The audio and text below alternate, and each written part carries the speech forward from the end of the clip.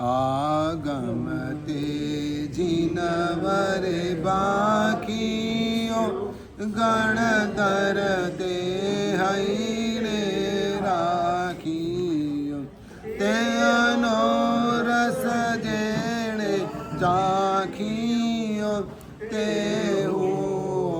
શિવ સુખ સાખીઓ તે શિવ સુખ સાખી। તીર્થંકર પરમાત્મા દેશના આપે, અર્થથી દેશના આપે, અને એ બાબતો તીર્થંકર પરમાત્માને માટે આત્માગમ કહેવાય। તીર્થંકર પરમાત્માના મુખેથી નીકળેલી વાણીને જેમણે ડાયરેક્ટ ઝીલી છે, સીધી જ, એવા ગણધર ભગવંતોને માટે એ અનંતરાગમ કહેવાય। અને તીર્થંકર પરમાત્માની વાણી ગણધર ભગવંતોના શિષ્યો સુધી પહોંચી એટલે વાયા પહોંચી કહેવાય। એટલે એ શિષ્યોને માટે એ વાણી પરંપરાગમ કહેવાય। એવી જ રીતે ગણધર ભગવંતોએ સૂત્રથી રચના કરી, ગ્રંથોની રચના ગણધર ભગવંતોએ કરી। ભગવાનની વાણીને ગ્રંથસ્થ એટલે કે એક સંકલન કર્યું, એ કામ સૂત્રાત્મક રૂપે ગૂંથ્યું, એ વાણીને સૂત્રાત્મક રીતે ગૂંથવામાં આવી, ગદ્ય અને પદ્ય તરીકે લેવામાં આવી, અનેક અનેક રીતે એનો સંગ્રહ કરવામાં આવ્યો। એ કામ ગણધર ભગવંતોએ કર્યું, એટલે એમને માટે એ આત્માગમ। ગણધર ભગવંતોએ ડાયરેક્ટ પોતાના શિષ્યોને વાચના આપી, એટલે એમને માટે, શિષ્યોને માટે એ અનંતરાગમ, કોઈ પણ અંતર વગર ડાયરેક્ટ। અને એ શિષ્યોએ પોતાના પ્રશિષ્યો, શિષ્યો વગેરેને આપ્યું, એ એમને માટે પરંપરાગમ। ત્રણ શબ્દ, આત્માગમ, અનંતરાગમ અને પરંપરાગમ। આપણને જે પણ મળ્યું છે તે પરંપરાથી મળ્યું છે, એટલે આપણા માટે પરંપરાગમ। સૂત્ર પણ મળ્યા તો પણ પરંપરાથી મળ્યા, સૂત્રના રહસ્યો મળ્યા તો એ પણ પરંપરાથી મળ્યા। આગમ ગ્રંથોને આમ જુદી જુદી રીતે વર્ગીકૃત કરવામાં આવ્યા છે, અને એને સમજવાનો અને સમજાવવાનો ગીતાર્થ ગુરુ ભગવંતોએ પ્રયાસ કર્યો છે। પરમાત્માની વાણીને ગણધર ભગવંતોએ સૂત્રાત્મક રૂપે ગૂંથી, એને આપણે સૂત્ર કહીએ છીએ, પંચેન્દ્રિય સૂત્ર। ભગવાને આચાર્યના ગુણો કયા હતા, એક ગુરુના ગુણ કેવા હોય એ વાત કરી હતી। શું વાત કરી હતી? એક ગુરુના ગુણ કેવા હોય, એક આચાર્ય હોય તે આચાર્યના ગુણ કેવા હોય એ વાત કરી હતી। આચાર્ય કેવા હોવા જોઈએ તે વાત કરી હતી। ગણધર ભગવંતોએ એ વાતને પંચેન્દ્રિય સૂત્રમાં ગોતી લીધી કે આવા 36 ગુણવાળા જે ગુરુ હોય એ ગુરુ, એ આચાર્ય, એમનામાં 36 ગુણ હોવા જોઈએ, એમને આવી યોગ્યતા કેળવવી જોઈએ 36 ગુણો જેટલી। બાકી તો ઘણા ગુણો બતાવ્યા છે, પણ કમસે કમ આટલું હોવું જોઈએ। આને આપણે સૂત્ર કહીએ છીએ કે પંચેન્દ્રિય સૂત્ર। આ સૂત્રની મહત્તા કેટલી બધી વધી ગઈ કે જ્યારે સાક્ષાત કોઈ આચાર્ય ભગવંત ન હોય તો એ સૂત્ર બોલીને સ્થાપના કરવામાં આવે, અને સ્થાપના આચાર્યજી કહેવામાં આવે। કેવા આચાર્ય? સ્થાપના કરેલા આચાર્ય। એમ એ પુસ્તકની, એ બુકની, એ પંચાંગની તમે ગુરુ તરીકે સ્થાપના કરી, પંચેન્દ્રિય બોલીને સ્થાપના કરી। દરેક ક્રિયા ગુરુ ભગવંતની સાક્ષીએ કરવાની હોય, દરેક ક્રિયા ગુરુ ભગવંતનો આદેશ લઈને કરવાની હોય, ગુરુ ભગવંત આદેશ આપે પછી ક્રિયા આગળ વધારવાની હોય। અને ગુરુ ન હોય તો શું કરવાનું? તો આ રીતે પંચાંગ સ્થાપીને, પુસ્તક સ્થાપીને, નવકાર પંચિંદે બોલી અને એક આચાર્ય તરીકે, ગુરુ તરીકે એની સ્થાપના કરવાની. એ તમારા ગુરુ છે અને એની સાક્ષી આરાધના કરવાની છે. કારણ કે માણસની પોતાની જાતનો કોઈ ભરોસો નથી. એની ચંચળતા એટલી બધી છે કે ખોટા કામ તો બિંદાસ્ત કરી લે છે, પણ સારા કામ કરવામાં ઘણા નાટક કરે છે. આ મન એવું છે, જે ખોટા કામ કરવા હોય ને એના માટે વિચારતો પણ નથી, લાભ કે નુકસાન જોતો પણ નથી, અને સારા કામ કરવાના હોય ને તો 10 બહાના બતાવશે. આ મન છે. એટલે કોઈક સાક્ષી જોઈએ છે.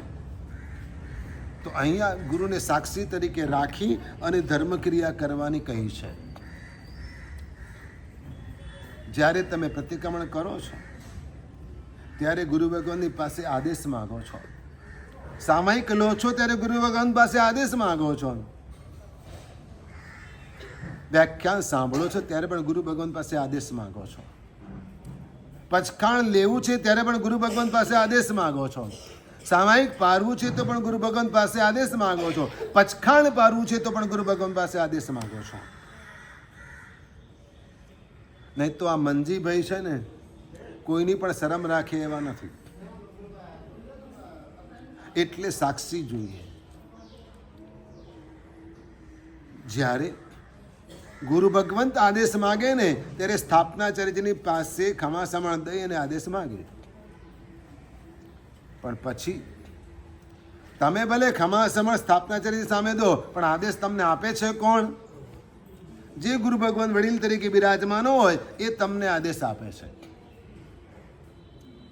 દીક્ષા, પદવી, માળ, આ બધી જ્યારે ક્રિયાઓ થાય ત્યારે વાંદણા લેતી વખતે શું કરવામાં આવે છે? ત્યારે નાણ ઉપર, પ્રભુજીની પ્રતિમા ઉપર પડદો કરવામાં આવે છે, અંગૂઠું રાખવામાં આવે છે. અને વાંદણા ક્યાં લો છો? ફેસ કઈ બાજુ લાવો છો? ગુરુ ભગવાન સામે લાવી અને પછી તમે વાંદણા લો છો. આ ગુરુ તત્વની મહત્તા છે. પરમાત્માએ તો ઉપદેશ આપ્યો અને કહી દીધું કે ગુરુ આવા હોય, આચાર્ય આવા હોય, એનામાં આ ગુણ હોય. પણ છેવટે જે અવેલેબલ નથી, ઉપલબ્ધ નથી, તો એની સ્થાપના કરો. તીર્થંકર પરમાત્મા અવેલેબલ નથી, ઉપલબ્ધ નથી, તો એમની સ્થાપના કરો. ચાહે ફોટામાં કરો કે ચાહે પ્રતિમામાં કરો, પણ એમની સ્થાપના કરો. ફોટાને કોઈ કાગળિયું કહી શકે કે ના કહી શકે? કે આ તો કાગળિયું છે. પણ તમે શું કહેશો? ના, મારા ભગવાન છે. તો એ ભગવાન છે? અપેક્ષાએ હા, અપેક્ષાએ ના. સ્થાપના કરી છે. તમે રોજ એની સામે ધૂપદીવો કરો છો, એની સામે માળા ફેરવો છો, એટલે તમારા માટે કાચની ફ્રેમ પણ ભગવાન છે. સ્થાપના કરી. તમારા આ ગુરુ કેટલા નાના? આટલા નાના ને? તમારા ગુરુ કેટલા નાના? આટલા નાના ને? સ્થાપનાજી ગિફ્ટમાં કેવા આવે? માઇક્રો, મિની કેવા આવે? અને એટલા નાના સ્થાપનાજી તમે રાખીને ઘરમાં સામાયિક કરતા હો તો આસાતના થવાની પૂરેપૂરી શક્યતા છે. કેમ? તો કે નાનું બાળક દોડતું દોડતું આવશે અને ઢેબે ચડાવી દેશે. ધંધો કરવાવાળા ગમે તેવી આઈટમો બનાવે, તમારામાં વિવેક જોઈએ કે મારે શું જોઈએ છે, મારે શું લાવવું જોઈએ. એ તો કાંઈ પણ બનાવશે. તમે શોકેસમાં મૂકશો, સ્થાપનાથી શોકેસમાં મૂકવાની વસ્તુ છે કે સામાયિક કરવા માટે છે? એટલે પરમાત્મા અર્થથી ઉપદેશ આપે. ગણધર ભગવાન તો સૂત્ર રૂપે ગૂંથે, એને સૂત્ર કહેવામાં આવે. એને સૂત્ર કહેવામાં આવે. પણ સૂત્ર ટૂંકાણમાં હોય. સૂત્ર ટૂંકાણમાં હોય. હવે પરમાત્મા હાજર હતા, ગણધર ભગવાન તો હાજર હતા, વિચરતા હતા. તે વખતે શિષ્યોને જે પણ શંકા થાય એ બધું તેઓને પૂછી શકતા હતા. પણ હવે વર્ષો વીત્યા, સમય વહેતો ગયો. હવે એ આગમ ગ્રંથોના અર્થ કોણ કહે? એ આગમ ગ્રંથોનો અર્થ કોણ કહે? એટલે એના ઉપર, એ આગમ ગ્રંથોના એટલે કે સૂત્ર ઉપર 14 પૂર્વોત્તર મહાત્માઓએ નિર્યુક્તિની રચના કરી. નિર્યુક્તિ એટલે એ આગમ ગ્રંથના શબ્દોની શ્લોકબદ્ધ વ્યાખ્યા.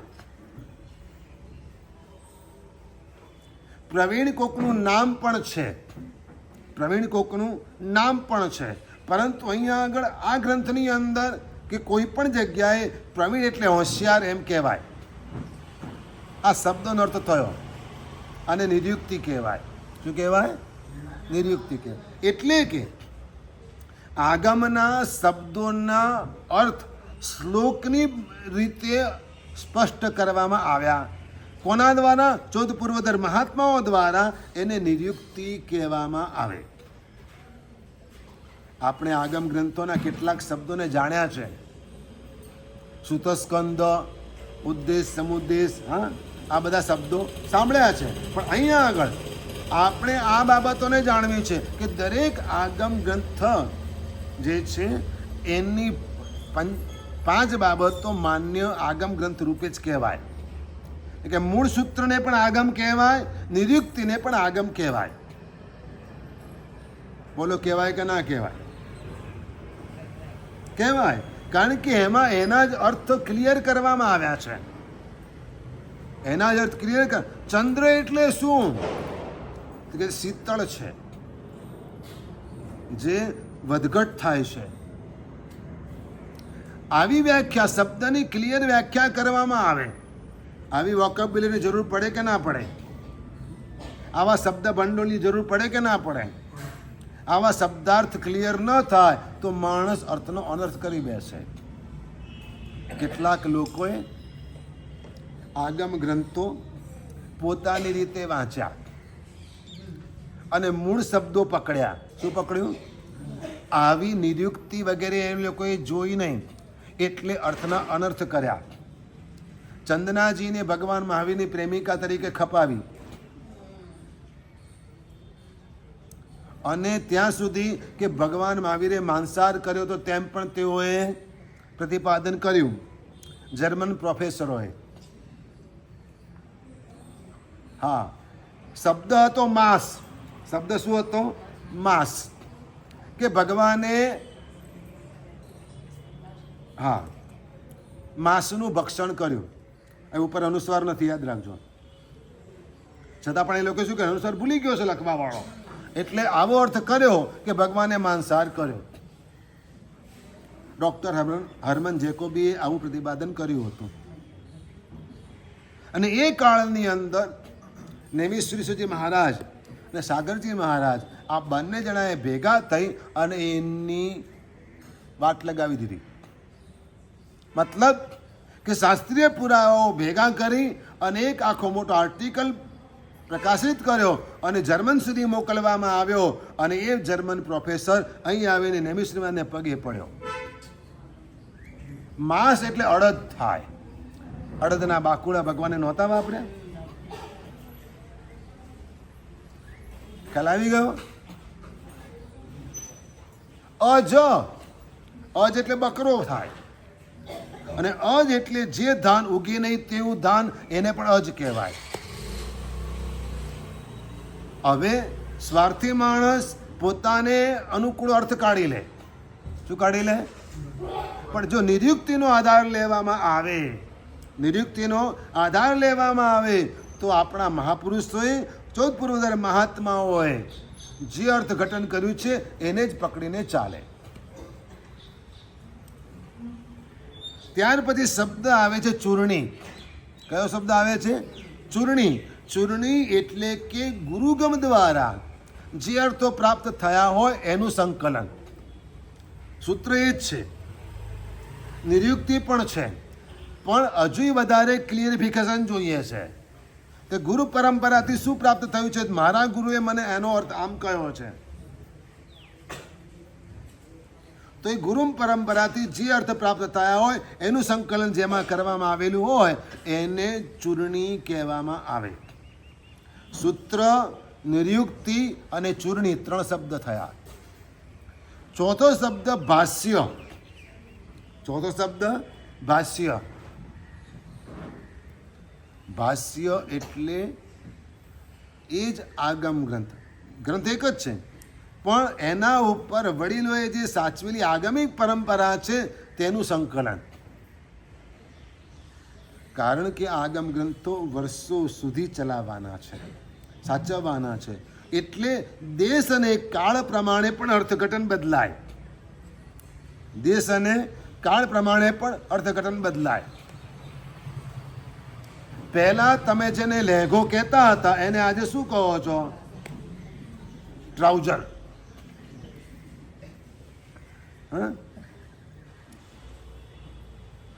તમે વિચાર કરો, વસ્તુ તો એની એ જ છે. શું છે? વસ્તુ એની એ જ છે, પણ સમય પ્રમાણે એના શબ્દો બદલાયા. શું થયું? સમય પ્રમાણે શબ્દ. પહેલા પણ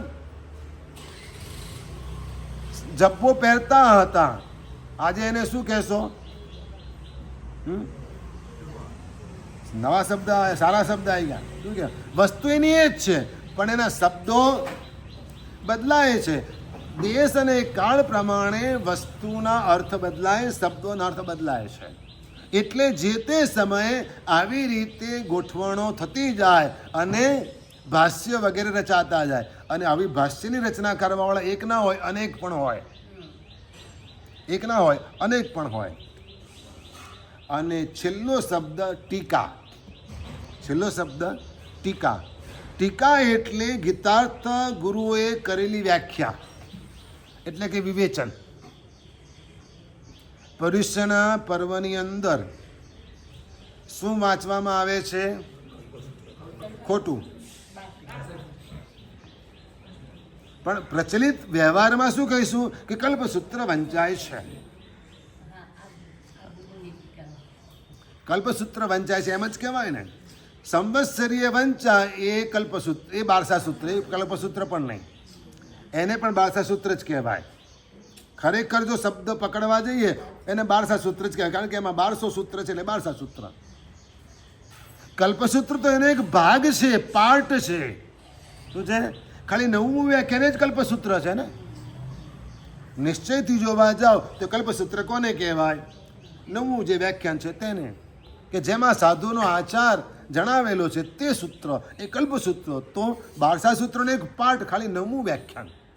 પણ આપણે આખા બારસા સૂત્રને કલ્પસૂત્ર કહીએ છીએ. અરે એટલું જ નહીં, આ 5-5 દિવસ જે વંચાય ને 2-3 કલાક, એને આખાને કલ્પસૂત્ર કહીએ છીએ. હકીકતમાં એ કલ્પસૂત્રની ટીકા છે. શું છે? અને એ ટીકા રચવાવાળા એક નથી, અનેક છે. હા, એક નથી, અનેક મહાત્માઓએ કલ્પસૂત્ર પર ટીકા રચી છે. પણ સંઘ જે મહાત્માની ટીકાને માન્ય રાખે અને એ ટીકા પ્રચલિત થાય તો એના પર વિવેચન કાયમ માટે થયા કરે અને એ જ વંચાયા કરે. દેવવંદનની વાત આપણે જાણીએ છીએ કે દેવવંદન આપણે બધા કરીએ છીએ, અને દેવવંદન એ કરતાં વધારે વ્યક્તિઓએ ગુરુ ભગવંતે રચેલા છે, છતાં પણ વધારે પ્રચલિત પદ્મ વિજય મહારાજના. સત્રભેદી પૂજા 2 જણાએ રચી છે, શકલચંદ્રજી મહારાજે ને આત્મારામજી મહારાજે. પણ અમારી બહેનો કઈ ભણાવે? આત્મારામજી મહારાજને જ ભણાવે કે સસ્તી પડે ને જલ્દી પતે. નાની નાની હોય ને એટલે શું કરે? આઈ સુંદર નાર કર કર સિંગર, શોર્ટમાં પતે, ગાવું સરળ પડે એટલે એમની વાતને સ્વીકારી લીધી ને ચાલ્યા. એમની વાતને. અરે સ્નાત્ર પૂજા પણ 5 છે. કેટલી છે? 5. પણ આપણે કઈ ભણાવવાની? વીર વિજય મહારાજને જ ભણાવવાની. સરસ શાંતિ સુધાર સસાગરમ. બસ ગમી ગયું, બોલવામાં ઇસ્યુ થઈ ગયું, ઓઠે ચડી ગયું, બધા ગાઈ શકે છે એટલે એમની વસ્તુને વધાવી લીધી. પણ બાકી બીજી કોઈ સ્નાત્ર પૂજા ન હોય એવું નથી. તો આમ ટીકા એક આગમ ગ્રંથની અનેક હોઈ શકે છે, પણ એ ટીકાને પણ આગમ ગ્રંથ માણીને ચાલવું પડે. શું કરવું પડે? એ ટીકાને પણ આગમ જ માનવું પડે. આપણે ભગવતી સૂત્રની વાત કરીએ છીએ. ભગવતી સૂત્ર, વ્યાખ્યા પ્રજ્ઞપ્તિ સૂત્ર, વિહાય પન્નતિ સૂત્ર, આવા અલગ અલગ તેના નામ છે. અને એમાં ભગવાન મહાવીરની દેશનાનું વર્ણન કર્યું છે. ભગવાન મહાવીર પરમાત્માનું વર્ણન કર્યું છે કે કેવી એમની કાયા હતી, તેજસ્વી ને દિદીપ્યમાન એમની કાયા હતી, અને એમને જોતાની સાથે હૈયું ઠરી જાય એવી તેમની પ્રભા હતી. કેવા હતા ભગવાન? જોતાની સાથે આપણા કસાયો શાંત થઈ જાય એવી ભગવાનની કાયા, એવું ભગવાનનું મુખારવિંદ. જોતાની સાથે માણસ બધા દુઃખો ભૂલી જાય એવી ભગવાનની વાણી, એવો ભગવાનનો ઉપદેશ, એવું ત્યાંનું વાતાવરણ. કોઈને કોઈ પણ પ્રકારનો રોગ હોય ને તો એની પીડા પણ એને ન થાય, એ ભૂલી જાય કે મને આ રોગ થયો છે. ભગવાન જ્યાં દેશના આપવાના હોય, જ્યાં સમોસાની રચના થવાની હોય, ત્યાં આગળ દેવો શુદ્ધિકરણ કરે, આખી એ ભૂમિને સાફ કરે, કાંટા કાંકરા જે હોય ને એ બધું જ દૂર કરી દે. મેઘકુમાર દેવો છંટકાવ કરે શીતળ જળનો. શું કરે? શીતળ જળનો છંટકાવ કરે એટલે ધૂળ વગેરે બધી બેસી જાય. એટલું જ નહીં, પુષ્પની વૃષ્ટિ પણ કરે. એટલું પુષ્પની વૃષ્ટિ પણ કરે. પંખીઓ પણ મધુર અવાજ કરે. અને પ્રભુની દેશના ચાલુ થવાની હોય, પ્રભુ પધારવાના હોય, એના પહેલાં લોકોને જાણ કરવાની, એટલે દુંદુબીના નાદ થતા હોય. શું થતા હોય? દુંદુબીના નાદ થતા હોય. કેવું અદ્ભુત વાતાવરણ રચાય. અને પ્રભુ પધારે તો 9 સુવર્ણના કમળ ઉપર પ્રભુ ચરણ રાખીને આગળ વધતા જાય. એક એક કમળ પછી આગળ વધતું જાય અને પ્રભુ પધારે. દેવો આ રીતે પ્રભુની સેવા કરે. આવા સમયે પ્રગટ નહીં, અપ્રગટ રીતે ઓછામાં ઓછા 1 કરોડ દેવી દેવતા ભગવાનની સેવામાં હોય. ઉપર અશોક વૃક્ષ તો હોય, પણ પુષ્પની માળાઓ વગેરે પણ એવી સુંદર રીતે સજાવેલું હોય કે લોકોને જોતાની સાથે સાતા વળે, અકળામણની અનુભૂતિ ન થાય, એને ઊભા થઈને જવાનું મન ન થાય, એવું વાતાવરણ હતું. અને એમાં બેસીને પ્રભુ દેશના આપતા હતા. એમાં બેસીને પ્રભુ દેશના આપતા હતા. અનેક લોકો આવે જાય ને તો પણ કોઈને અંતરાય પડતો નહોતો. લોકો એટલા સમજુ હતા. દરેક વ્યક્તિ પોતે સેલ્ફ ડિસિપ્લિનમાં માનતા હતા. આપણને હજુ વાર લાગશે શીખતા. હા, આપણને હજુ આ બધી બાબતો શીખતા વાર લાગશે. આદત સે મજબૂર. ભૂલી જઈએ કે આપણે ક્યાં ઊભા છીએ, આપણે ક્યાં બેઠા છીએ, એ બધું જ ભૂલી જઈએ. પણ સાવધાની રાખવામાં આવે, તકેદારી રાખવામાં આવે તો આપણે આ અંતરાય કર્મના બંધથી બચી શકીએ છીએ. આ આસાધનાથી બચી શકીએ છીએ. આસાધના થાય છે શેને કારણે? આપણા પ્રમાદને કારણે, આપણી બેદરકારીના કારણે. આસાધના થવાનું કારણ શું? આપણી બેદરકારી, આપણો પ્રમાદ. બસ ભાગવું જ છે, પતાવવું છે, કરવું નથી. કરી લેવું છે કે કરી નાખવું છે? કોનું કરી નાખવું છે? સમજો તમે. એટલે ધર્મ ક્રિયા કરતી વખતે જીનવાણીનું શ્રવણ કરતી વખતે આ બધી બાબતોને ધ્યાનમાં રાખવાની છે. શું કરવાનું છે? આ બધી બાબતોને ધ્યાનમાં રાખવાની છે. પરમાત્માની દેશના જીનવાણી કહેવાય, અને જીનવાણીનું શ્રવણ જેને કરવાનું હોય ને એનું ફળ શું મળે? ભગવતી સૂત્રમાં કહ્યું છે. ભગવતી સૂત્રના વાંચન વ્યાખ્યાનમાં ક્યારેક કોક જ ગુરુ ભગવંત કરતા હોય છે. મહામંત્રી પેથળ શાહ માંડવગઢના મંત્રી હતા, માલવા રાજ્યના મહામંત્રી હતા, માંડવગઢમાં રાજધાની હતી, અને રાજા કરતા પેથળ શાહનું નામ વધારે ગાજતું હતું, કારણ કે બધા જ નિર્ણયો મોટે ભાગે રાજાને આગળ કરીને લેતું હતું. તો કોણ અંદર ખાને? મંત્રી પેથળ શાહ લેતા હતા. એટલા તેઓ કાર્યરત હતા, એટલા બિઝી હતા, છતાં પણ તેઓ શ્રાવક હતા. અને એટલે ગુરુ ભગવંત પધારે તેનું સામયું પણ કરતા અને સામયામાં જતા પણ ખરા. એમના ગુરુ ભગવંત આ બાજુ પધારી રહ્યા છે એવા સમાચાર આપનારને એમણે સોનાની જીપ ગિફ્ટમાં આપી હતી.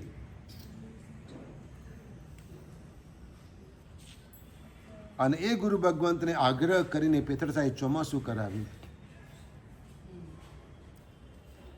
અને પેથળ શાહ ધર્મના જિજ્ઞાસુ હતા, એટલે અવનવા સ્વાધ્યાય કરતા રહેતા હતા, ગ્રંથોનું વાંચન કરતા રહેતા હતા. ગુરુ ભગવંત કોઈ પણ પધારે જીનવાણીનું શ્રવણ તેઓ કરતા હતા. પણ આ વખતે મારા ગુરુ મહારાજ પધાર્યા છે. વિનંતી કરી, સાહેબ ભગવતી સૂત્ર સંભળાવો. શું વિનંતી કરી? ભગવતી સૂત્ર સંભળાવો. પેથળ શાહ હંમેશા વ્યાખ્યાન ચાલુ થતા પહેલા આવી જતા હતા. મંત્રી હતા છતાં પણ પરમાત્માની પૂજા અધૂરી મૂકીને રાજમહેલમાં જતા નહોતા, રાજ દરબારમાં જતા નહોતા. અર્જન્ટ કામ હોય, રાજા બોલાવે ને તો પણ સંદેશો એવો જ મળતો રાજાને કે એવો પરમાત્માની પૂજા કરે છે, પૂજા પતે એટલે આવશે. એક દિવસ બહુ ઇમરજન્સી આવી ગઈ. પેથળ શાહ વિના કામ થાય એવું નહોતું, નિર્ણય લેવાય તેવો નહોતો. સંદેશો મોકલાવ્યો, જવાબ એક જ આવ્યો, પૂજા કરે છે, પૂજા પતે એટલે આવે છે. આ સંદેશો પેથળ શાહ સુધી પહોંચે જ નહીં. બહારથી જ માણસ જવાબ આપી દે, ખરું ને? તમે પૂજા કરતા હો તો ઘરેથી કોઈ કહેવા આવે તો તરત દોડીને બહાર, બધું પડતું મૂકીને પૂજાની થાળી, ડબ્બી, બટવો બધું, કે લો ચાંદીની થાળી લેતા જાઓ ભેગી.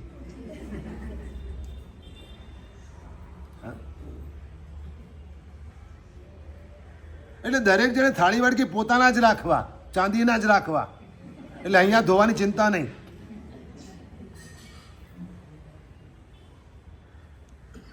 મુંબઈ દોલતનગરની અંદર એક બેન રોજ સવારે પ્રક્ષાલ કરવા માટે આવે, અને એમને વાર્ષિક કાયમી પ્રક્ષાલનો ચડાવો લીધેલો હોય. એટલે જ્યારે ચડાવો ચાલુ થાય તો એમને બોલેલા ચડાવવાથી ચાલુ થાય. 31 મણ ચાલુ, 31 મણથી આદેશ એમને લીધેલો છે, એ કાયમ 31 મણથી ચડાવો બોલવાનો ચાલુ થાય. એનીથી ઉપર કોઈ બોલે તો બીજો લાભ લે, નહીં તો 31 મણ એમના જ, અને એમને જે પૈસા ભરવાના. પણ શરત એટલી કે બીજો લાભ લે તો પણ આમને તો અભિષેક કરવાનો અધિકાર 5માંથી 1નો પાસ આમનો ખરો, એ અભિષેક કરવા આવે. અને એ માજી 80 વર્ષની ઉંમરના પણ રોજ સવારે દીકરાને લઈ પ્રક્ષાલ કરવા આવી જ જાય. કમર ઉપર સોનાનો કળશ લટકાઈને લઈને આવે. શું કરતા? કમર ઉપર સોનાનો કળશ લટકાઈને લઈને આવે, અને એ જ કળશની અંદર પરમાત્માનો અભિષેક બને, અને એ નવણ જળ લઈ અને પરમાત્માને અભિષેક એ ભક્તિભાવથી કરે. ચિંતા જ નહીં ને કે અંદર ભૂંગળીમાં લીલ બાજી ગઈ હશે, જરા જોવું તો ખરો. નાળચામાં લીલ તો નથી બાજી ગઈ ને? કોઈ દિવસ જોયું છે? કેમ? તમારો કળશ નથી એટલે. જો ચાંદીનો કળશ તમારો હોય તો બસ, એટલે સાંજમાં સમજી જજો. વાટકી પોતાની હોય ચાંદીની તો શું થાય? પછી કેસર કેટલું લો, જરૂર પૂરતું જ લો ને. પણ અહીંની વાટકી હોય તો, દેરાસરની હોય તો લેવાનું. એક ભગવાનને પૂજા કરવાની હોય તો અડધી વાટકી ભરે. પેથળ શાહ પૂજા કરતા હતા, સંદેશો રાજાને પહોંચી ગયો, વાર લાગશે. પણ ઇમરજન્સી એવી હતી, રાજા અકળાયો કે ક્યારે આવશે. રાજા પોતે પહોંચી ગયો ત્યાં કે તો કેવી પૂજા કરે છે. હવે પેથળ શાહ તે વખતે પ્રભુજીની અંગરચના કરતા હતા અને પાછળ એક સેવક બેઠેલો હતો. સેવકની પાસે ફૂલનો થાળ હતો અને સેવકને ખબર હતી કે ક્યારે કયું ફૂલ આગળ પાસ કરવું. રાજા ત્યાં પહોંચી ગયો, પેલા સેવકને ખસેડીને પોતે બેસી ગયો. પેથળ શાહને ખબર પણ ન પડી કે મારો નાથ, મારો માલિક, આ રાજા પાછળ આવીને બેઠો છે. ભગવાનની ભક્તિમાં કેવા લીન હશે પેથળ શાહ, વિચાર કરો. કે પાછળ આવીને કોણ બેઠું એની પણ ખબર નથી. તમને બધી ખબર કે દેરાસરમાં કોણ આવ્યું કોણ નથી આવ્યું. હજુ 9 વાગ્યા પહેલા ભાઈ કેમ નથી આવ્યા? 8 વાગી ગયા, તારી રાહ જોઈ છે ને થાકી. અરે તું ભગવાનની રાહ જો, એની રાહ ક્યાં જોઈ? ભગવાન તારી રાહ જોઈ, તું હાજર થા ને ચાનો માનો. તું ભગવાન આગળ હાજરી પુરાય, ઘણું થઈ ગયું. તું લોકોની હાજરી ના આપો, તું શું કરે હેડ માસ્તર બને? આ તારું કામ છે વોચમેનનું. આ વોચમેનનું કામ કહેવાય. કોણ આવ્યું કોણ નથી આવ્યું શું કરવા? ભક્તિમાં લીન બની જાય પેથળ શાહ મંત્રી. પાછળ આવીને કોણ બેઠું છે એની પણ ખબર નથી પડી. અને રાજા એક પછી એક ફૂલ આપે છે, પણ પછી ફૂલ આપવામાં ભૂલ પડીને ત્યારે પેથળ શાહને ખબર પડી.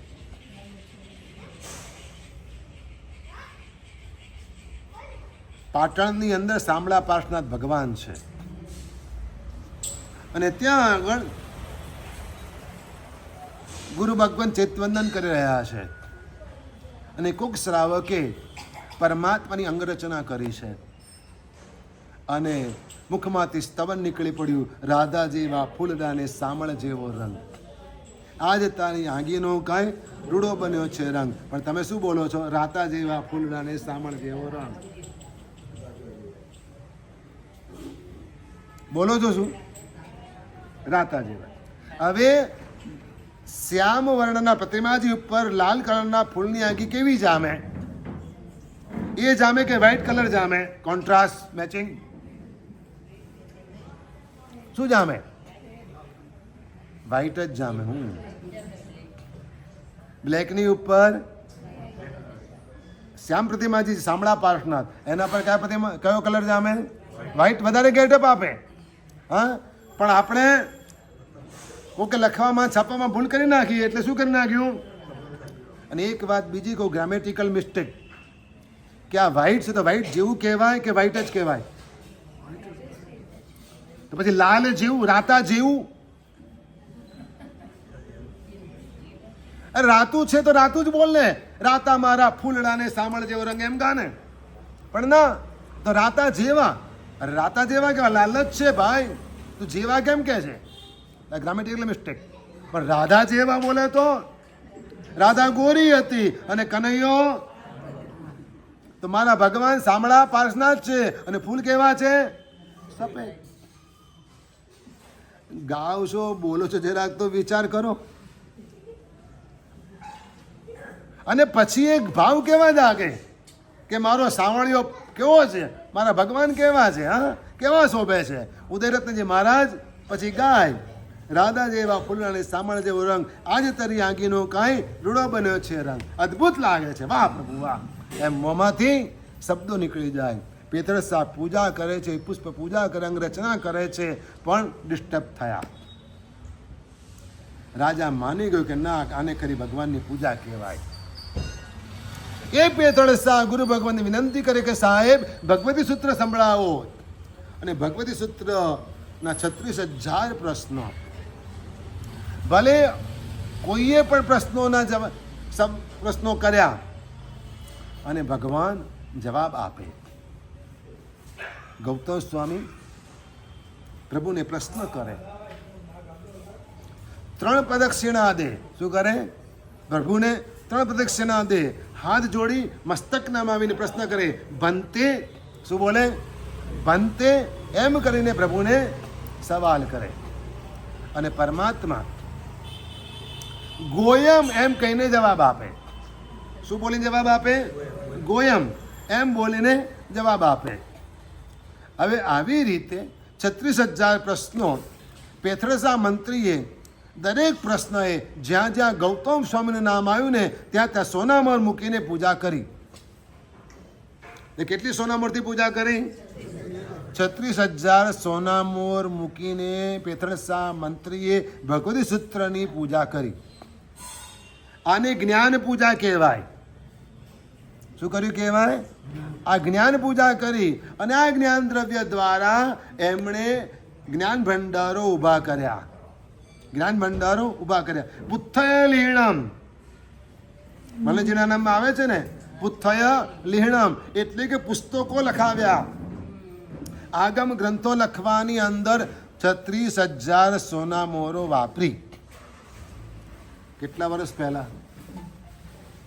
એક સોનામોરનો ભાવ 1.25 લાખ રૂપિયા. કેટલો ભાઈ? 10 ગ્રામનો એક ઉપર જે પણ હોય ત્યાં એબાઉટ. હા બસ. આ આજનો ભાવ, આ તે વખતનો ભાવ કેટલો હશે? પણ એટલે દ્રવ્ય આજના હિસાબે કેટલું થયું? 36 કરોડ કરતાં વધારે. 36 કરોડ કરતાં વધારે. બરાબર છે. 5 વર્ષે ડબલ કે 6 વર્ષે ડબલ? બોલો. એફડીમાં હવે 6 વર્ષ, બાકી તો 5 વર્ષે હતું ને. હા, તો વિચાર કરો કેટલો રૂપિયો થયો. અને એ બધો એમણે જ્ઞાન માટે વાપર્યો, જ્ઞાનની ભક્તિને માટે વાપર્યો. એવી એમની ભગવતી સૂત્ર માટે ભક્તિ હતી. એ ભગવતી સૂત્રમાં પ્રભુને પ્રશ્ન પૂછવામાં આવ્યો કે પ્રભુ, જીણવાણીનું ફળ શું મળે? જીણવાણી શ્રવણનું ફળ શું મળે? ભગવાનની દેશના જીણવાણી જે સાંભળે એને શું ફળ મળે? સવાલ તો ગૌતમ સ્વામી કરે. સવાલ કોઈક સાધુ કરે કે જે શ્રમણ, જે સાધુ ભગવાનની સેવા કરતો હોય, જીનવાણીનું શ્રવણ કરતો હોય, કે જે શ્રાવક જીનવાણીનું શ્રવણ કરતો હોય એને કયા ફળની પ્રાપ્તિ થાય? ડાયરેક્ટ મોક્ષ કહી દઉં તે પલ્લે નહીં પડે. હા, એ મગજમાં નહીં ઉતરે, કારણ કે બહુ લાંબી વાત છે. પણ અનંતર ફળ અને પરંપર ફળ, ધર્મના 2 ફળ. ધર્મના 2 ફળ, એક અનંતર ફળ અને એક પરંપર ફળ. પરંપર ફળ સદગતિ મળે, પરંપર ફળ મોક્ષ મળે. પરંપરાએ શું મળે? સદગતિ મળે. પરંપરાએ મોક્ષ મળે. આ પરંપર ફળ. અનંતર ફળ કયું? તો મન પ્રસન્નતામેથી, મનની પ્રસન્નતાની પ્રાપ્તિ થાય. આખો દિવસ મન ખુશ રહે, પ્રસન્નતા રહે, આનંદ રહે. અને એના સંપર્કમાં કોઈ આવે ને તો એ પણ ખુશ થઈ જાય કે વાહ, આની સાથે બેસીએ તો મજા આવે. 2 મિનિટ આનંદ આવે. મન પ્રસન્નતામેથી. આ અનંતર ફળ છે. કયું ફળ છે? અનંતર ફળ. દુનિયામાં ટેન્શન કોને નથી? દુઃખ કોને નથી? અને બધા જ એમ વિચાર કરે છે કે આટલું બધું દુઃખ મારા સિવાય તો દુનિયામાં કોઈને નથી. બધાને શું ફીલ થાય? મને જ આટલું બધું દુઃખ કેમ? બધા એમ વિચાર કરે કે નથી. બોલો, કોને આવું નથી થતું? કબૂલ કરો, આંગળી ઊંચી કરો, મજા આવશે. કે આવું મને ફીલ નથી થતું કે બસ બધું દુઃખ મને જ છે, મને એકલાને જ આટલું બધું દુઃખ કેમ? આવું કોને નથી થયું લાઈફમાં એકાદ વખત? બધાને છે. પણ છતાંય જે આત્મા પ્રસન્નતાપૂર્વક જીવે છે ને એનું જીવન સફળ છે. આ તો હોય આંખ આડા કાન કરીને આગળ વધતા જવાનું, થયા કરે, ચાલ્યા કરે. અને પકડીને થોડું બેસી રહેવાય. શું પકડીને બેસી રહ્યા? જે પકડીને બેસી રહ્યા દુઃખી થયા કે દુઃખી થયા? હવે પગ મચકોડાઈ ગયો. શું થયું? અથવા તો પગમાં દુખાવો થયો, પણ બજારમાં જવું જ પડે તેમ છે તો શું કરો? પગ પકડીને બેસી રહો. બેસી રહો તો શું થાય? મને જોઈન્ટ્સ પેઇન થાય છે. બે રે પકડીને રોટલી ના બનાવતી રે ભૂખી. શું થાય? નહીં. તમારા દુઃખને પકડીને બેસી રહેશો, દુઃખ વધી જશે. ચાલ બાજુ પર જા, બીજું કામ ઘણું છે. નથી કામ? હા, ટિફિન બનાવવાનું છે, છોકરાને સ્કૂલે લેવા જવાનો છે. હા, કેટલા બધા કામ. ટેલરને ત્યાં જવાનું છે. નથી કામ? બેંકમાં જવાનું છે. એ કામ તો તમારું જ ને પાછું. કેમ બહેનોનું જ ને, સોંપી દે તમને બધું કે લે આ પાસબુક ભરાઈ લાવજે, આ પૈસા જમા કરાવી લાવજે. મેઇન કામ નહીં આપે હો તમને, આવું જ બધું આપશે. હા, મેઇન કામ તો નહીં આપે, પણ છતાંય આ બધું. હવે પગ પકડીને બેસી રહે તો શું થાય? બોલો. એટલે સંસારમાં સુખી થવું હોય તો આ રીતે જ આગળ વધાય કે દુઃખને પકડીને બેસી નહીં રહેવાનું, આગળ વધવાનું. ચાલે? કોને નથી થતું? એટલે પ્રસન્નતા આ ધર્મ દ્વારા પ્રાપ્ત થાય. તેના દ્વારા પ્રાપ્ત થાય? જીનવાણીના શ્રવણ દ્વારા પ્રાપ્ત થાય. ફરી આગળ વધીએ આપણે કે જીનવાણીના શ્રવણથી જ્ઞાનની પ્રાપ્તિ થાય. સ્ટેપ બાય સ્ટેપ આગળ વધીએ. ભગવાનની વાણી સાંભળવાથી શું લાભ થાય આપણે જોવું છે. પહેલું સ્ટેપ કે ભગવાનની વાણી સાંભળવાથી જ્ઞાનની પ્રાપ્તિ થાય. જીનવાણી શ્રવણ કરવાથી જ્ઞાનની પ્રાપ્તિ થાય. જ્ઞાનની પ્રાપ્તિ થવાથી વિજ્ઞાનની પ્રાપ્તિ થાય. વિજ્ઞાન એટલે વિશિષ્ટ જ્ઞાન. વિજ્ઞાન એટલે વિશિષ્ટ જ્ઞાન. જીનવાણીના શ્રવણથી જ્ઞાનની પ્રાપ્તિ થાય. જ્ઞાનની પ્રાપ્તિ થવાથી વિજ્ઞાનની પ્રાપ્તિ થાય. વિજ્ઞાનની પ્રાપ્તિ થવાથી પચખાણની પ્રાપ્તિ થાય. પચખાણ આવે જીવનમાં. જ્ઞાન આવે એટલે સમજણ આવે, વિજ્ઞાન આવ્યું, અને એટલે પચખાણ લેવાનું મન થાય કે હવે રોજ નવકારસી કરીશ. એમાં 8 વાગે જ ઉઠું છું. બરાબર ને? 24 ડૉક્ટરે પણ કહ્યું છે કે હવે બહુ જમવાનું મોડું ન રાખો, એટલે 24 થાય. સમજણ આવી ગઈ તો પચખાણ આવે. શું થાય? ડૉક્ટર એમાંય ના પાડી કે હવે ઓછું ખાઓ. હા, તો બેસણા કરાય. પચખાણ આવી ગયું. એમાંય પચતું નથી. શું કરવા? ખાખા કરવાનું. હા, એટલે પચખાણ. શું? પચખાણ આવે. જ્ઞાન જીનવાણીના શ્રવણથી જ્ઞાન આવે, જ્ઞાનથી વિજ્ઞાન આવે, અને વિજ્ઞાનથી પચખાણ આવે. પચખાણથી સંયમ આવે. પચખાણ લીધા ને એટલે હવે સામે પડ્યું તો ખાવાનું મન ન થાય. સંયમ આવે, સેલ્ફ કંટ્રોલ આવે. પચખાણ લેવાથી સેલ્ફ કંટ્રોલ આવે, જાત ઉપર કાબુ આવે કે બેસ છાનો માનો. હું બહેનોને બહુ ધન્યવાદ આપું, ખૂબ અનુમોદના કરું. કેમ? પોતે ઉપવાસ કરે, તમને ખવડાવે, તમારા માટે રાંધે. કેમ એમને મન ના થાય જોતા જોતા? પણ પચખાણ છે એટલે સંયમ આવી ગયો. શું થયું? પચખાણ લઈને જ આવ્યા છે ઉપાસથી. આંબેલ એકાસના ઉપવાસનું પચખાણ લઈને જ આવે. એટલે શું થાય? સંયમ આવે. એ સંયમ રાખી શકે, જરા પણ મન લલચાય નહીં. ચાહે ગમે તેવી વસ્તુ બનાવે ને, સંયમ આવે. જીનવાણીના શ્રવણથી જ્ઞાન, જ્ઞાનથી વિજ્ઞાન, વિજ્ઞાનથી પચખાણ, પચખાણથી સંયમ આવે, સંયમથી અનાશ્રવ, એટલે કે કર્મો આવતા અટકે. અનાશ્રવ એટલે સંવર, કર્મો આવતા અટકે. તકલીફ એ છે, કર્મ તો આપણે ખપાવીએ જ છીએ, નથી ખપાવતા? અત્યારે પણ ખપાવો છો બેઠા બેઠા, પણ નવા એટલા જ બંધાય છે, આશ્રવ ચાલુ જ છે, તો પછી રખડપટ્ટી ચાલુ જ રહે. આવતા અટકાવવાના છે, જૂના તો ખપી જશે, હિસાબ પતી જશે, પણ નવાને આવતા અટકાવ ને ભાઈ. તો એ અનાશ્રવ એટલે કે સંવર આવે, અને સંવર આવે ને તો એનાથી તપ આવે. શું આવે?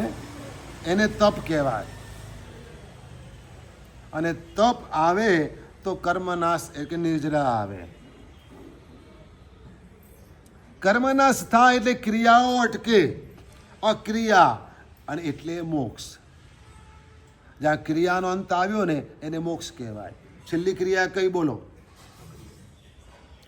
છેલ્લી ક્રિયા કઈ? મેં તમને હમણાં 2 દિવસ પહેલા જ કહ્યું છે, ઇરિયાપથિકી. 13 ક્રિયામાંથી 13 ક્રિયા સ્થાનમાંથી 13મું ક્રિયાસ્થાન ઇરિયાપથિકી.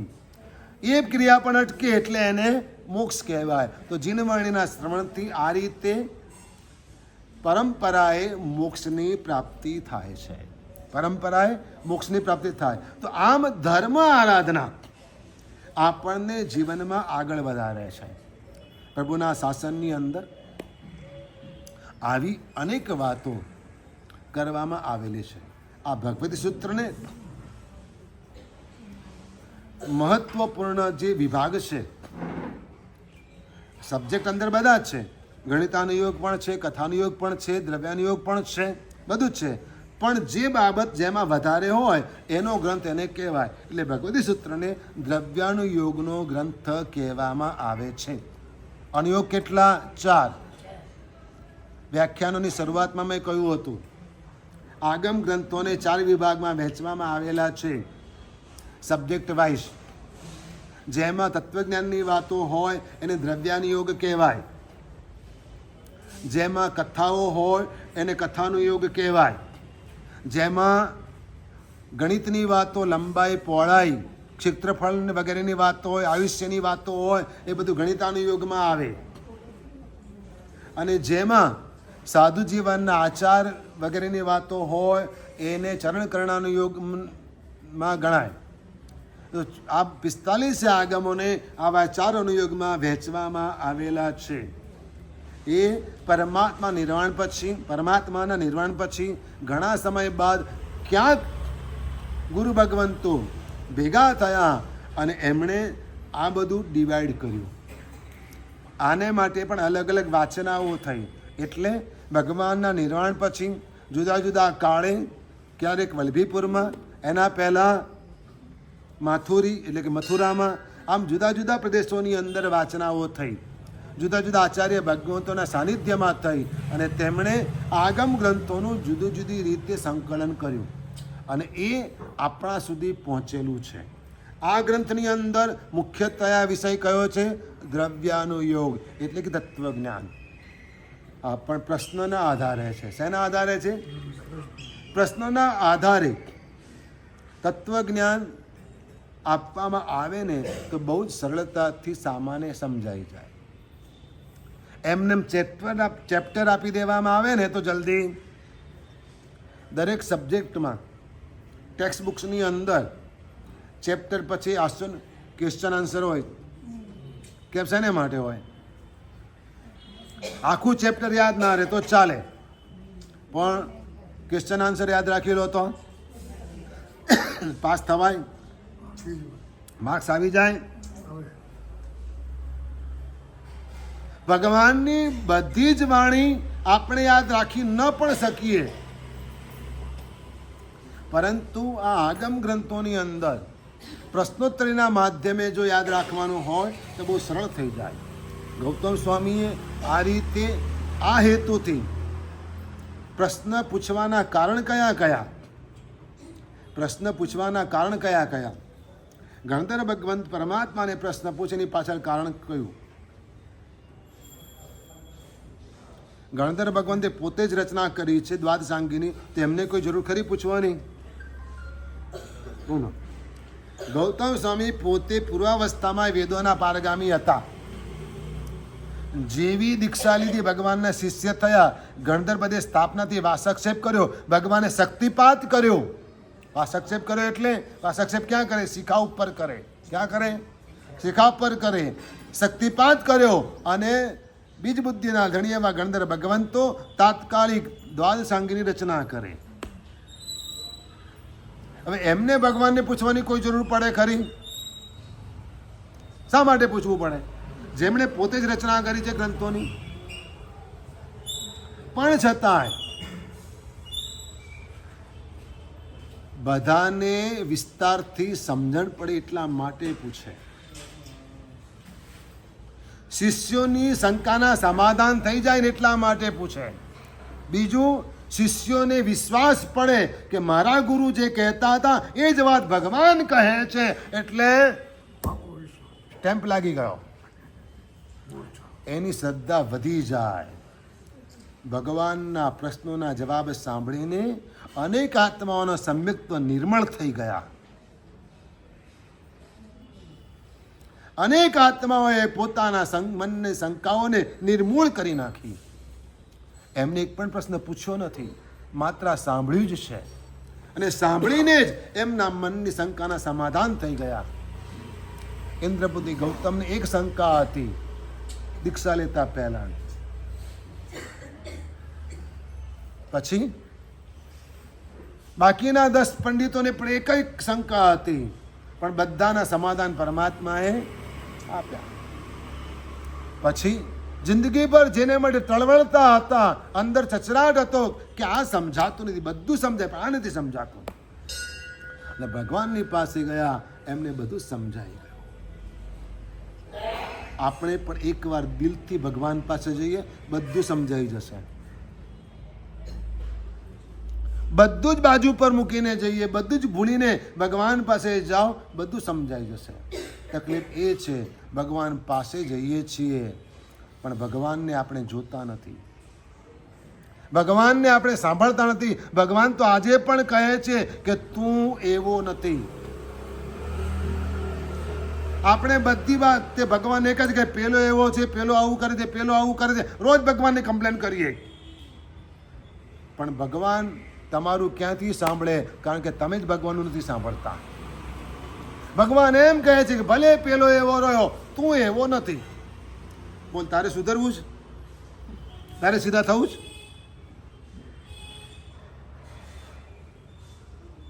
તું સીધો થઈ જા, આખી દુનિયા સીધી થઈ જશે.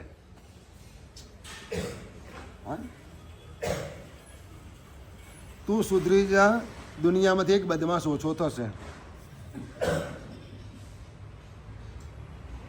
કેમ? ખોટી વાત છે. હા, તો હવે આપણે ખબર, હવની પોતપોતાની ખબર પોતાને. રત્નચૂડની પાસે આવા જ બધા ભેગા થયા હતા. બધા આવા જ ભેગા થયા હતા. એક પેલી વેશ્યાની છોકરી કંઈક સારી મળી ગઈ, ખબર નહીં હવે આ ક્યાંથી ક્યાં ફસાઈ ગઈ હશે, પણ એ કયો જીવ હશે કોને ખબર, કયા કર્મના ઉદય હશે. પેદા થઈ ત્યાં અને પણ બુદ્ધિ કંઈક જુદી જ મળી, એને આ બધું ગમતું નહોતું. અને રત્નચૂડને એ રણઘંટા, એ વેશ્યાનું નામ રણઘંટા અને એની માતાનું નામ યમઘંટા. હા, હવે તું કે છોકરીના કપડાં પહેરી લે, સ્ત્રીના કપડાં પહેરી લે ને ચાલ મારે ત્યાં. આ બધા બદમાશો ત્યાં ભેગા થવાના છે. અને મારી માં કેવી છે તને ખબર છે? હા, યમઘંટા. માનું નામ યમઘંટા, દીકરી જે મળીને એનું નામ રણઘંટા. એટલે ઘંટે ઘંટ. હવે છોકરી પોતાની મા માટે શું કહે છે ખબર છે? કે આ બધા બદમાશોને પીસીને એકને પેદા કરે ને ત્યારે મારી માં પેદા થાય. આ મારી માં એવી છે કે પહેલાંને થયું કે કોઈ છોકરી પોતાની મા માટે આવું કહેતી હશે? બોલે તો ખરો એનો ઘરવાળો કે તારી માએ શું શીખવાડ્યું છે તો જોઈ લે. શું થાય પછી? મારી માનું નામ નહીં લેવાનો. શું મળે જવાબ? ત્યાં સુધી નહીં જવાનું. જે કહ્યું તો મને કહો. પણ આ સામે ચાલીને પેલી કહે છે એ પેલા થયું કે કંઈક તો આનામાં જ છે. હા, મને હેલ્પ કરવા તો સાચે સાચ માગે છે, ખરેખર છૂટવા માગે છે. જો કોઈ પોતાની મા માટે આવું થોડું કે. અને આમ બેઠા હતા, વાતો કરતા હતા અને ત્યાં પેલા બધાની એન્ટ્રી થઈ, એક પછી એક. હજુ નૃત્ય ચાલુ થવાને વાર છે. બેઠા છે, ગપાટા મારે છે અને પેલી યમઘંટા પેલા લોકોને પૂછે છે. આ લોકો બે જણા રૂમમાં બાજુમાં બેઠા છે ને બધું સાંભળે છે કે તું ચૂપચાપ બધું જોયા જ કર, સાંભળ્યા જ કરજે, બીજું કાંઈ ના કરતો. અને પેલા બધા આવ્યા ને એટલે યમઘંટાએ પૂછ્યું કે કેમ, કેવો ધંધો ચાલે છે? પેલા બધા કે અરે આજે તો એક નવો જ બકરો મળી ગયો કે. હા, બિચારો બહુ ભોળો છે, બુદ્ધિ જ નથી, બરાબર સબ લપેટમાં લઈ લીધો છે. પેલા કરિયાણાવાળા પણ આમ વાત કરે, એમને પણ પોતાની કથા કીધી, અમે તો આ રીતે એનો બધો જ માલ લઈ લીધો છે. હા, પછી જ્યારે કહેશે ત્યારે ઘાસપૂસ ભરી આપીશું એટલા વજનનું, બીજું શું. એમ પેલો આંખવાળો કાકો પણ કે લાવવાનો ક્યાંથી હતો બેટો આંખ? હા, બધું જ લૂંટી લઈશ એનું. એમ પેલા રેતીવાળા ને દરિયાવાળા કે દરિયાઓ થોડો માપી શકાય છે, બધું આપણું જ છે કે માલે માલ થઈ જઈશું, બધું તને આપી દઈશું, લે પાછી. હવે આવી બધી વાતો ચાલતી હતી. પેલો સાંભળે અને સાંભળીને રણઘંટાને કહે છે કે આ હું જ અભાગ્યો છું કે આ બધા મને જ પકડ્યો હતો કે. રણઘંટા કે જરાય ચિંતા ના કર, તું તાલ જોયા કર, બધો રસ્તો કાઢું છું. શું કરું છું? બધો રસ્તો કાઢું છું. નૃત્ય ચાલુ થયું. કલાક 1.5 કલાક સુધી બધાએ મજા કરી, ઝૂમ્યા, નાચ્યા. પેલો જોયા કરે છે હા રત્નચૂડ કે આ બધા આની પાછળ લટ્ટુ છે, આના નૃત્ય પાછળ પાગલ છે, કેવા ઝૂમે છે, કેવા ગાંડા થાય છે. અને ખેલ ખતમ થયો. જે લઈને આવેલા હતા ને સોનામોરો વગેરે એ બધું યમઘંટાને આપ્યું. પેલા લોકો ચાલતા થયા. પછી તો ઘરે જવું પડે ને. ગયા. યમઘંટાએ દીકરીને બોલાવી, બેટા અહીંયા આ બધો માલ મૂક ઠેકાણે. શું કર? માલ મૂક ઠેકાણે. પેલાની ઈશારો કરીને કે તું તારે ચૂપચાપ બેસી રહે છે કે હમણાં જતો નહીં. હવે હું મારી મા સાથે વાત કરું એ સાંભળજે. હવે શું વાત કરીએ તો હું કાલે કહીશ.